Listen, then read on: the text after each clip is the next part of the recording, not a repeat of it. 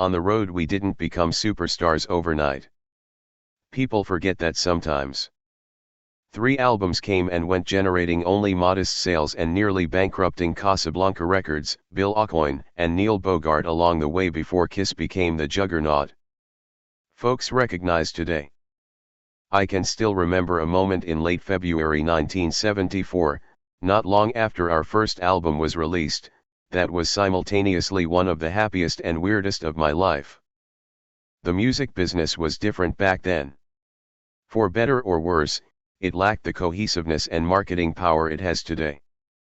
Rather than magically appearing in stores across the country, with pre-packaged publicity campaigns, records were often released slowly and cautiously.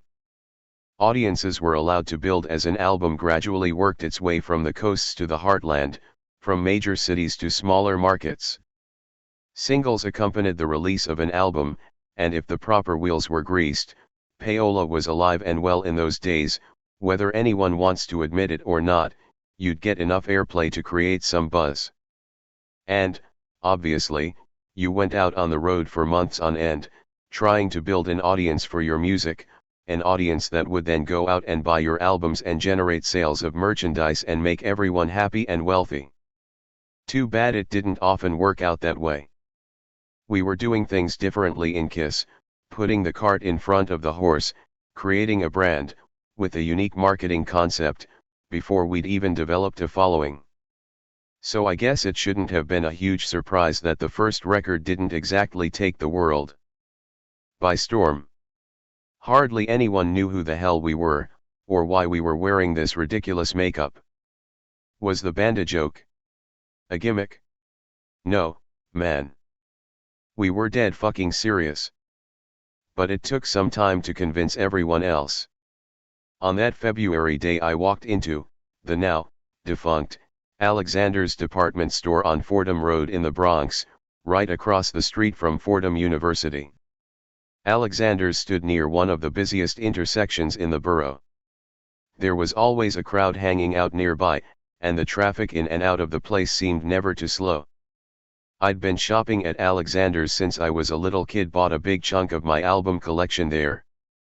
So you can imagine how I felt walking through the store, my heart racing as I headed to the music section. You can imagine what it must have been like for a guy who had bought his first Hendrix record and his first Led Zeppelin record, his first Who record in this very spot, to suddenly be thumbing through the stacks of vinyl, looking for a record of his very own. And there it was, staring out at me from a wall of new releases, Kiss. I picked it up, held it for a moment, flipped it from back to front. I smiled and laughed a little as I looked at my silver, painted face, gazing stoically from the upper right hand corner. Then I walked to the cash register, pulled out a $10 bill, and paid for the record without saying a word. Why, you might reasonably wonder, did I have to buy my own record? Well, because Casablanca had not yet sent me a copy. Or maybe our manager hadn't given me a copy. I don't even remember. I just know that when the album came out, I went to Alexander's to see it for myself, and to buy my own copy. That's how slowly things work sometimes, that's how little clout we had in those days. I didn't really feel offended by the oversight. Mainly I was just thrilled to be walking out of the store with my own album. I wanted to take it out of the bag and shout to everyone, "Hey, look at this, I made a record." But I didn't. There was some comfort in the anonymity, too. No one knew who I was, so even if I had shown them the album cover, they wouldn't have recognized me as the person in the upper right hand corner. That would be one of the strangest aspects of the Kiss phenomenon. For a number of years when we went out in public, we were seen primarily, if not exclusively, in character. Life as a rock star at the highest level is weird beyond words. It's great in a lot of ways, obviously, but it's disorienting, too. You very quickly begin to realize that you are a part of something much bigger than yourself. Everything you do is designed to help keep the machine moving, the record sales flowing. This was especially true with Kiss, since so much of our popularity was based not merely on music, but on image. After a while the makeup became almost like a prison. We couldn't appear anywhere out of character. If we pulled into a town and we had a radio interview scheduled, we had to get up a couple of hours early to put on our makeup before going to the radio station. Think about that. Full costumes and makeup for a radio appearance, where no one would even see us. I wasn't Ace Frehley when I represented Kiss. I was the spaceman. That's just the way it worked. Again, that's not a complaint, just an observation. For a long time, the benefits of being in Kiss far outweighed the liabilities. Weird as it was to put on makeup for every public appearance, it did have the fringe benefit of allowing each of us to maintain some semblance of a private life away from the spotlight. For a little while, anyway. Not that I cared much about my privacy in those days. Like the rest of the guys in the band, I craved attention. You don't join a band and put on makeup and crazy costumes if you want people to ignore you, right? So I walked out of Alexander's and immediately began calling up my friends and Jeanette and telling them about the record. I played it in my bedroom at home, an experience so strange listening to my very own record for the very first time, on the same turntable. That spun Clapton and the Stones that I can hardly put it into words. I sat on the edge of my bed, listening to Kiss fill the room, listening to Gene sing the words to Cold Gin, listening to my guitar solos, and I started to laugh out loud. This can't be real. But it was real, a fact made even clearer a few weeks later when I was driving around with the radio blasting, changing stations, absent-mindedly trying to find something I liked, when I heard Nothing to Lose, the first single off Kiss, pulsating through the speakers. I was so distracted that I nearly drove my car off the road, not the first time that would happen, incidentally, but after regaining my composure I turned the volume up as far as it would go and rolled down the windows, even though it was still winter. Those are the moments you live for, the moments you dream about when you're a gangly teenager teaching yourself chords in your bedroom, wondering if you'll ever be any good, or if you're just wasting your time. I suppose I might have been a little different from most kids. Like I said, I honestly believed I was going to be in a famous band someday, and from the moment I met Gene, Paul, and Peter, I thought Kiss would be the vehicle to make it happen. Still, there's nothing quite like holding your own first record album in your hands, tearing off the shrink wrap, and getting a whiff of freshly pressed vinyl. If there's anything better, it's hearing one of your songs on the radio for the very first time. It's hard to imagine any scenario in which you're closer to a group of people than you are when you're out on the road, touring with a band. That's not necessarily a good thing or a bad thing, it's just an observation. Kiss built its reputation through live performances. In the beginning, especially, we were road warriors in the truest sense of the term, living out of suitcases in shitty hotels, traveling by bus, or, if we were lucky, flying coach, sleeping a few hours a night, eating at IHOP or Denny's, and fucking almost anything that moved. One town blended into the next, as we crisscrossed North America, from Asbury Park to Atlanta to Anchorage, and back again. More than 100 separate shows the first year alone.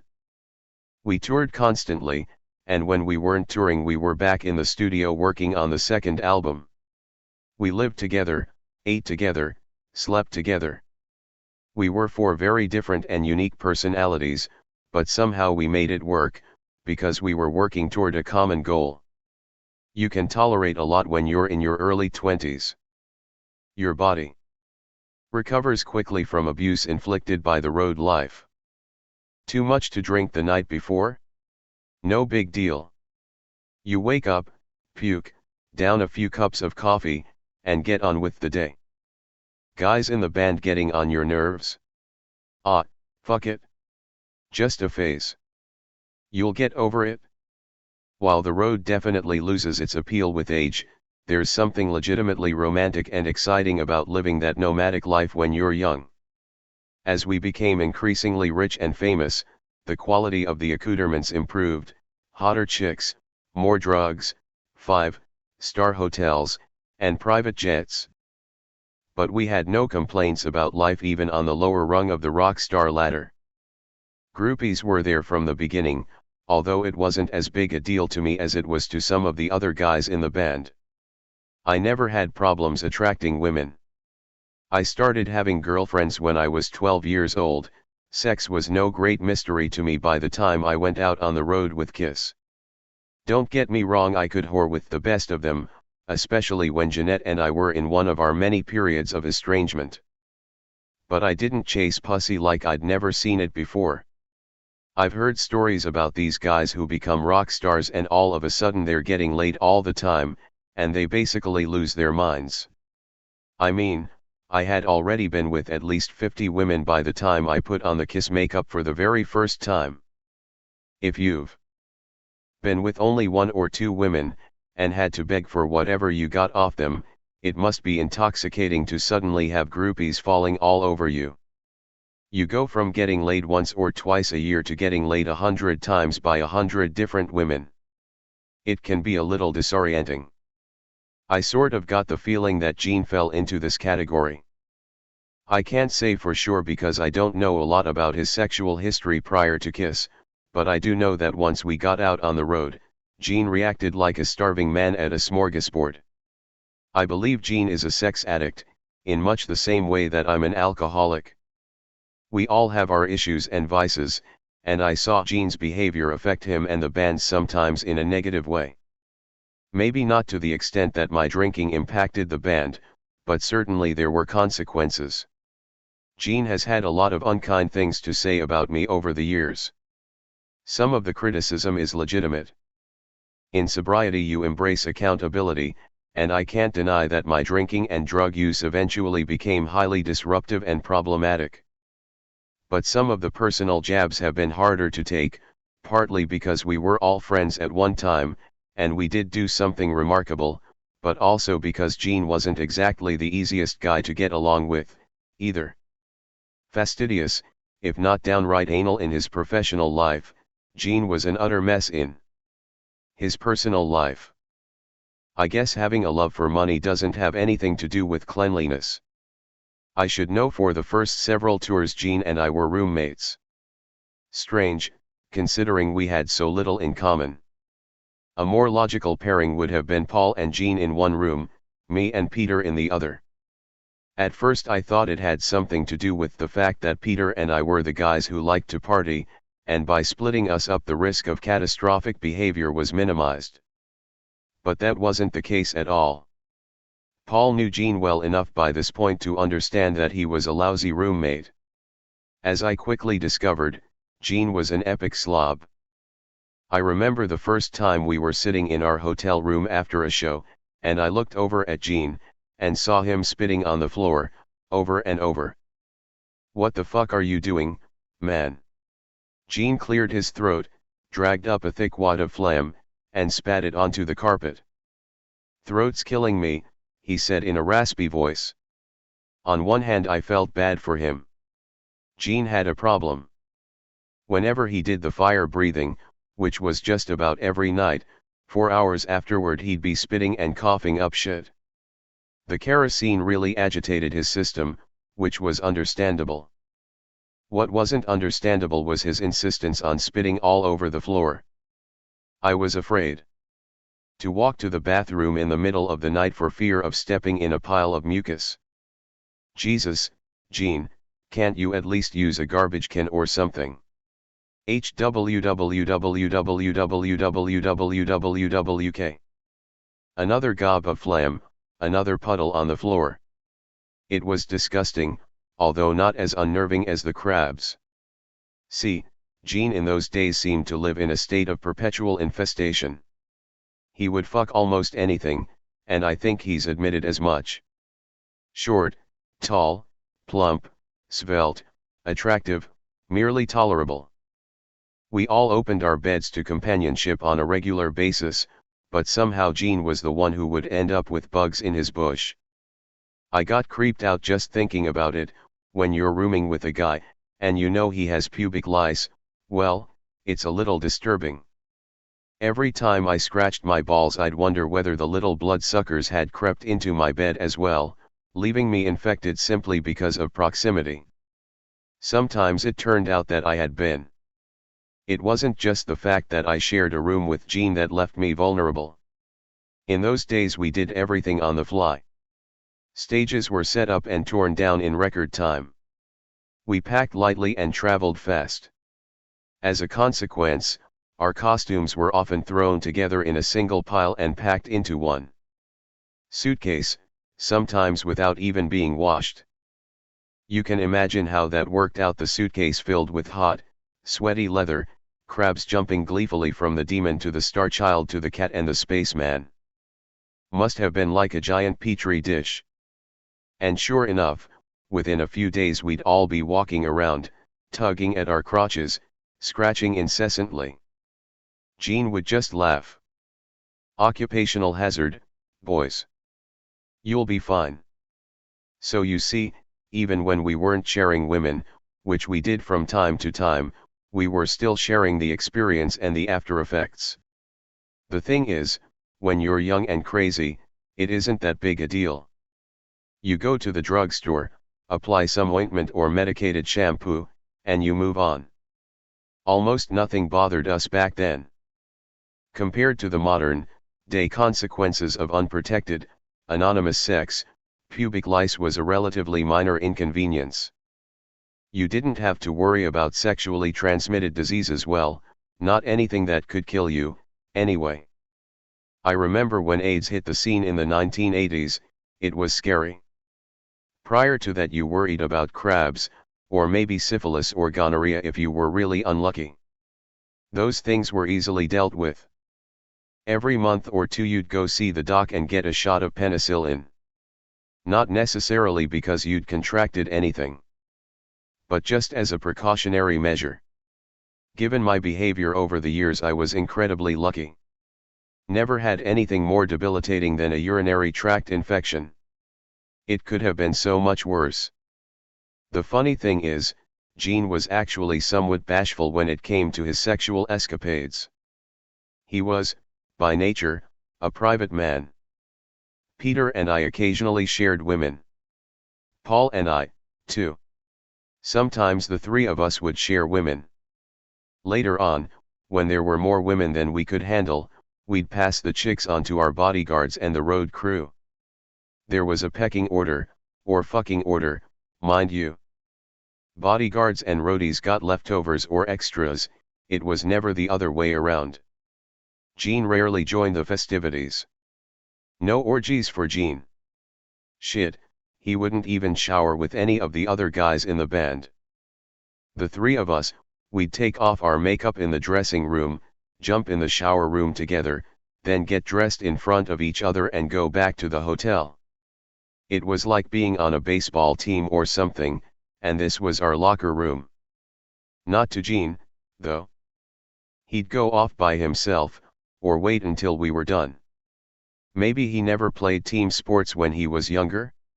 What can I tell you? Jean is eccentric. Always has been. He had a lot of idiosyncrasies. That's okay. To each his own. I just thought it was a little strange. Our first tour began in Canada, in the dead of winter, and the main thing I recall is being unbelievably cold the entire time. I didn't mind, though. Here I was, almost 23 years old, and I'd never even been on an airplane before, so the whole experience was new and exciting. Our first show was in Edmonton, Alberta. There was about 2 feet of snow on the ground, and yet still people came out to see us. I'm not even sure how they had any idea who we were. Maybe they were confused. Sure seemed that way sometimes. We'd hit the stage at 100 miles an hour, blowing the roof off the place, and people would just stand there for the first 20 minutes, their mouths hanging open in stunned disbelief. I couldn't even tell if they liked the music or hated it, or if they'd come just because they'd heard about this strange new band that wore makeup and costumes, and they just wanted to see what it was all about. The special effects on those first few tours were naturally limited by technology and resources, but we did the best we could with what we had.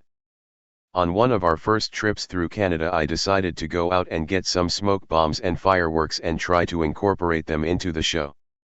The physics of a Les Paul, my Gibson guitar of choice at the time, and I'm still a Gibson guy after all these years, presented some obstacles to what I wanted to accomplish. It had a backplate that was virtually airtight, meaning everything went to the channel where the wires met the pickups. I wanted smoke to come out of my guitar, real smoke, not dry ice smoke, but I realized that if I put a smoke bomb in that back chamber and lit a fuse, all the smoke would have to come out of the pickups, because that was the only canal through which it could travel. So in the middle of a show, right before one of my solos, I picked up a cigarette lighter and lit the fuse. It looked alright and the crowd seemed to get into it, but I wanted more smoke. Unfortunately, I soon discovered that while the smoke didn't necessarily affect my playing, it did affect the equipment, screwing up tone and volume controls. So that whole concept went out the window for a while, until I could get together with an engineer and come up with a more practical design. The most important thing was that we played with conviction, regardless of whether we were headlining or opening for another act, and we came across as being a serious band, a powerful, exciting visual band. People got caught up in that. Usually by the end of the show, or even halfway through, as the special effects, the flash pots, the fog and the fire, and the smoke bombs, kicked in, people would get completely wrapped up in the show and we'd win the audience over.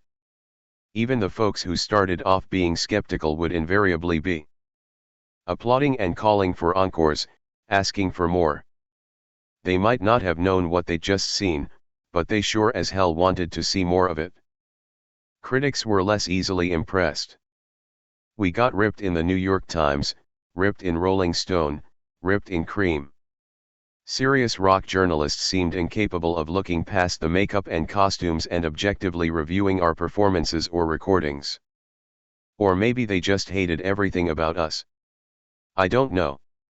But the negative reviews served mainly to fuel curiosity and controversy. Some critics were less spiteful, offering grudging respect for our musicianship and writing, and especially for the energy we brought to our shows. Mainly, though, it was word of mouth that proved most beneficial to Kiss. We built a fan base the old-fashioned way, by getting out and playing night after night, in town after town, encouraging legions of fans to join what would come to be known as the Kiss Army. The most interesting moments occurred when Kiss tried to enter the realm of stodgy, mainstream entertainment. Bill Aucoin and Neil Bogart weren't about to leave any opportunity for publicity unexploited, so while Kiss might have been seen by some as a hard rock band, bordering on metal, whose members were into weird satanic imagery or sadomasochistic fetishism, neither true, of course, our management craved exposure to a more diverse audience. In short, they wanted Kiss to be seen and heard by everyone, from teenage stoners in New Jersey to housewives in the Midwest. So we taped 3 songs during a performance on Dick Clark's In Concert, which was one of the few places on network television. Cable was little more than a blip on the radar at the time, where a band could be seen and heard. We taped the show in late February performing Firehouse, Black Diamond, and Nothing to Lose, and it aired at the end of March. Dick was terrific, as smart and gracious as I'd expected him to be. I'd grown up watching American Bandstand and always thought Dick was not just an astute businessman but a real music fan as well. He treated us professionally, without a hint of condescension or bemusement. In return we performed live and with our customary fury. This wasn't a small thing. Most bands who appeared on television shows in the 70s opted for the safety of recorded music and lip syncing. Not Kiss. Same thing when we went on NBC's The Midnight Special. Kiss was a live band, a spectacle. There was no point in faking it. Kiss just trying to be Kiss with each of us staying in character, regardless of the circumstances or venue, could lead to moments of unintended hilarity and genuine what the fuck cluelessness. Like the time we appeared on the Mike Douglas Show, in April 1974. Now, I'll say for the record that I always kind of liked Mike Douglas. Like Dick Clark, he was a Philadelphia guy seemingly too polite and well-mannered for the town that made him famous. A bit of a square, too, but that was okay. I'd grown up watching American Bandstand on weekends and the Mike Douglas Show on weekday afternoons. It was a plain, vanilla TV talk show, weirdly comforting in its blandness.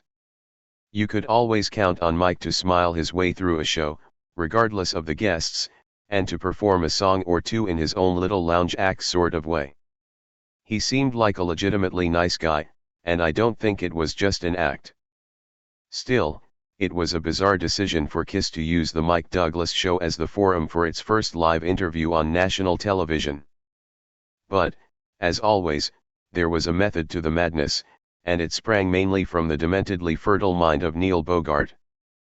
Neil heard about a promotional contest, hatched by a pair of Florida disc jockeys, to use our band's name as a hook for a kissing contest promoted by their radio station. This was the sort of nonsense that could help a band in its infancy. Too much of it, though, could destroy a band's reputation. Kiss always walked the fine line between parody and promotion.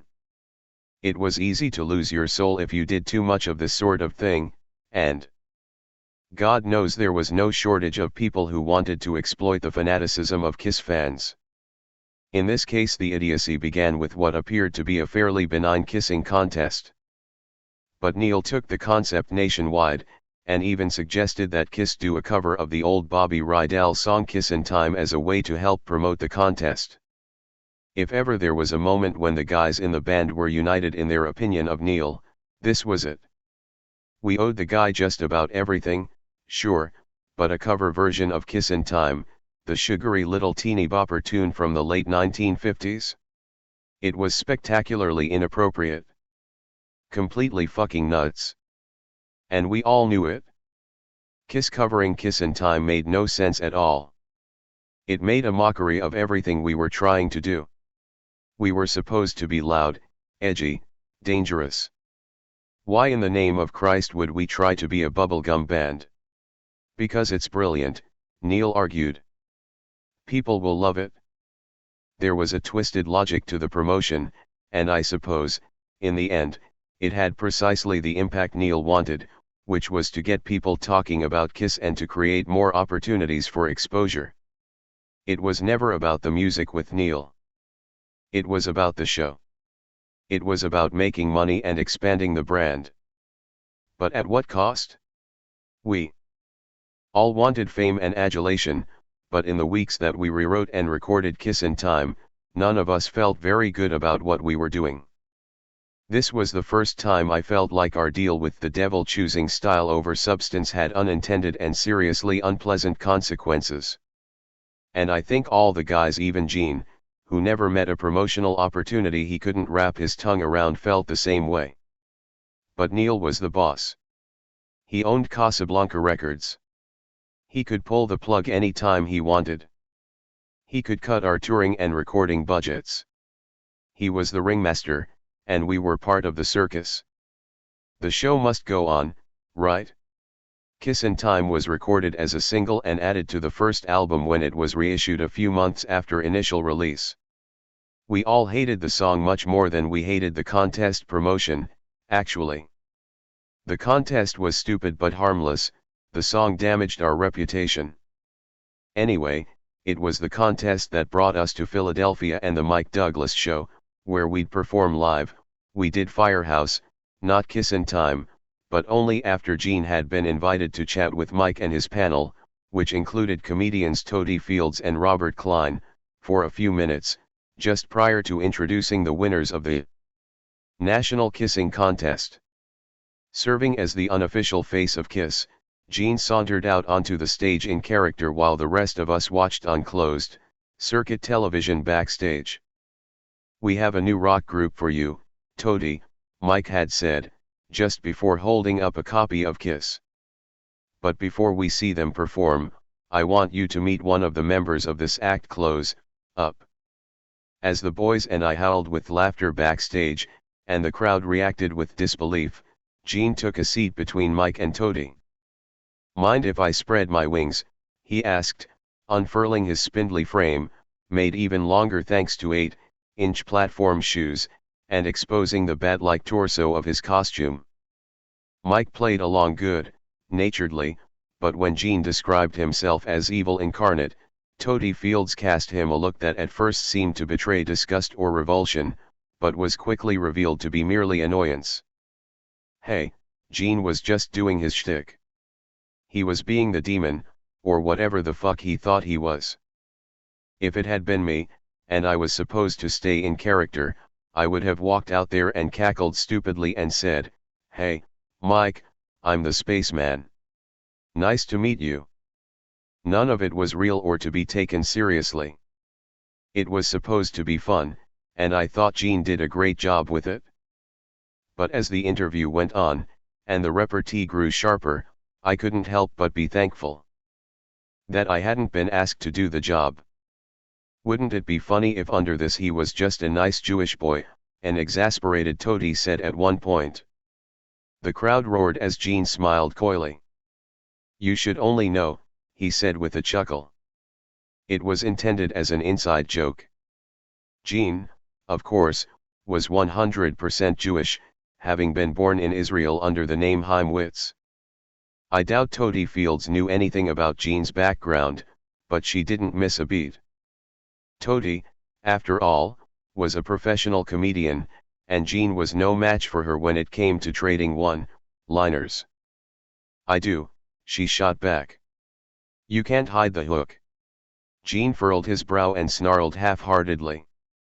He was smart enough to know when he'd been beaten. The interview then turned to the subject of the national kissing contest, and the winners were brought out on stage. Gene stood and wrapped them both in his bat wings, and a few minutes later we all came out and performed Firehouse. The whole thing came off fairly well, I thought, and we got good reviews for the show. Believe it or not, some people didn't know how seriously to take Gene. It was brilliant that way, even if it wasn't necessarily intentional. It allowed Kiss to maintain the element of danger. That was such an important part of our early persona, and our early success. It wasn't all an act. Although not exactly evil incarnate, we were threatening. Our fan base was composed largely of adolescent boys and young men, and what parent wants their kids listening to hard rock by a band that looks like it just stepped off the set of a horror movie? We looked dangerous, and at times we behaved recklessly and hedonistically. We didn't try to hide any of that. Well, most of the time, anyway. In August 1974 we paused in the middle of a tour and relocated to Los Angeles to work on the second Kiss album, Hotter Than Hell. As with the first record, it was an intense experience, 3 weeks of 10-hour days at Village Recorders, again with Richie Wise and Kenny Kerner producing. We were all tired and starting to feel some pressure from Casablanca, as the first record hadn't exactly been a big hit. Yeah, it had sold around 75,000 copies, but that hadn't even been enough to cover the band's expenses. We hoped to do better with Hotter Than Hell, but everything was happening so fast that it was becoming hard to tell whether we were even on the right track. Using songs left over from the demo and material we'd written on the road, we assembled the record at breakneck speed. My contributions were much more significant than on the first record. I co-wrote A Comin' Home with Paul, and also wrote Parasite and Strange Ways, a song that remains one of my favorites, even though Kiss never performed it in concert. I wish now that I'd had the balls to sing Strange Ways on that record. It's an emotionally demanding song, heavy and rhythmic, with a great guitar solo at its center. It was all mine and I should have claimed it as such for the record. But I had no confidence in my own vocal ability, especially around Paul and Gene and Peter, who thrived in the spotlight and had a way of pushing through any song regardless of any vocal limitations. Great singers are talented, sure, but they also have passion. And they're usually arrogant as well. You can't get up there and sing if you don't believe in yourself. I knew I was a good guitar player. I had no idea whether I could sing at all. So for the longest time I didn't even try. Parasite I offered to Gene, because it seemed to suit him and he liked it. Rather than give Strange Ways to Paul or Gene, though, I offered it to Peter.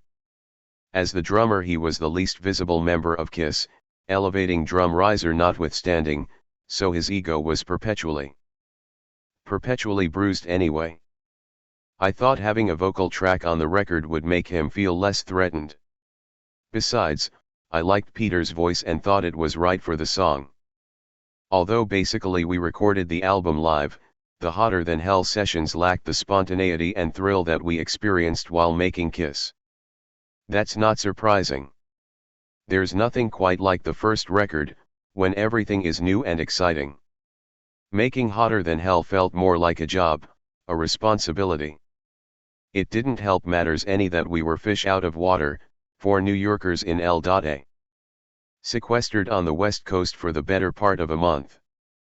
We'd already been on the road for months and wanted nothing more than to get back home. But Neil wanted us closer to the Casablanca offices so he could keep an eye on things. In my case the plan backfired. I can look back now and say that my drinking began to escalate during the making of Hotter Than Hell, partly as a response to the pressure, and partly because I didn't want to be in L.A. Those are just excuses and I offer them not because I want sympathy, but simply as point of illumination. Drinking was my crutch.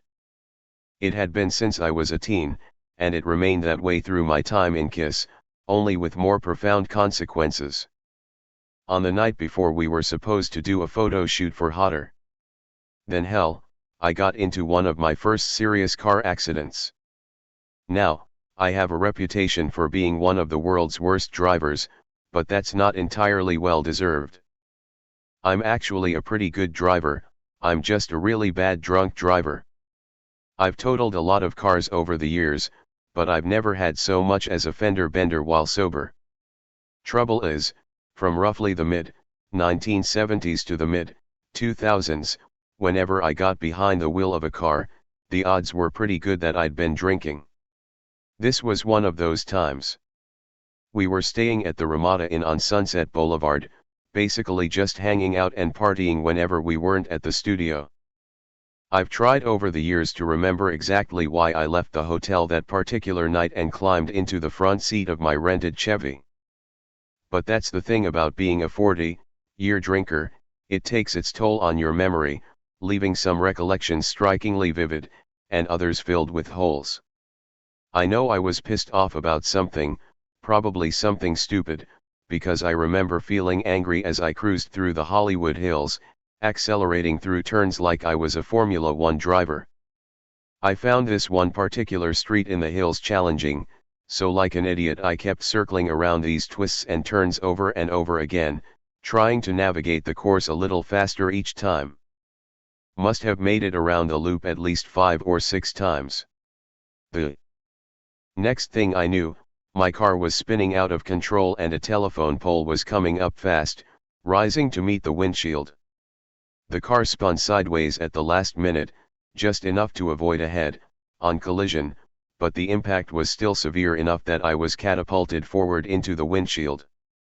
As the dust settled on the shoulder of the highway, I started to laugh, a natural by-product of being drunk and relieved to be alive.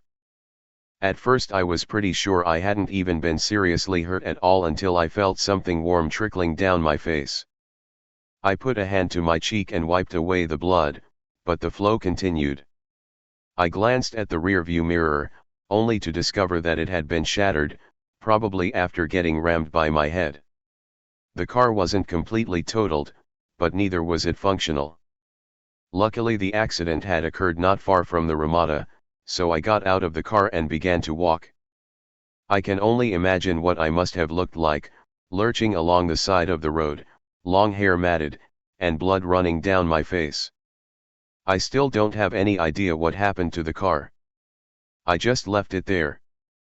Presumably the cops came by, traced the registration, and contacted someone in the band. I don't remember any legal ramifications, but there was blowback for sure. When I arrived at the hotel, I went straight to our road manager's room. He was a big guy named Junior, adept at everything from managing schedules to fighting with shady promoters. Not much scared Junior, but when he threw open the door and saw me standing there, his eyes widened. Jesus, Ace. What the fuck happened to you? Doesn't matter, I said. But I think we need to go to the hospital. Encrusted in blood and dirt, with a substantial gash on my forehead that was beginning to swell up, I probably looked like I was more seriously injured than I really was. I felt like shit, though. Anyway, they cleaned me up at the ER, gave me some stitches, painkillers, and antibiotics, and sent me on my way. With one stern order, no makeup allowed. If anything gets in that cut, it's liable to get infected, the doc explained. Trust me, you don't want that. No, I didn't want that at all. As luck would have it, though, I was supposed to be wearing my makeup the next day for a photo shoot to supplement the new album. I did as instructed and showed up with makeup on only one side of my face, which is why all the photos from that session only show my profile. As we were shooting, the other guys in the band alternately expressed their concern for my health and shook their heads in disbelief. As if to say, fucking Ace, man. What's next?